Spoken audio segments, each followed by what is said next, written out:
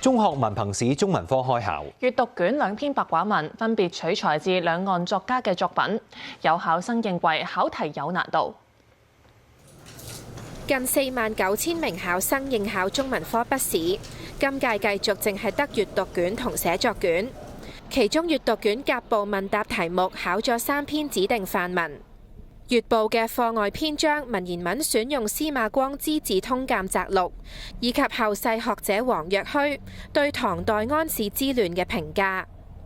2篇白話文就分別取材內地作家蔣方舟同台灣作家柯宇芬嘅作品。最難嗰個位係唔知作者想表達嘅立意，即係嗰個中心思想。導致最尾嗰個長答題，真係花咗好多時間做。至於卷2寫作部分，實用文要求考生以寵愛有加計劃為背景，撰寫1篇演講詞。乙部題目要學生3揀1，分別係藏在泥土的寶物、為不完美添色彩。如果揀第3題，考生需要就2種觀點發表自己嘅睇法。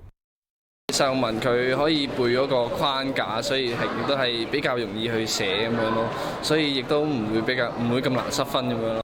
即係第1篇，即係關於演講前嗰個係啦，喺嗰部分嘥多少少時間，咁變相喺長文嘅作答上面就可能冇辦法好多嘅篇幅。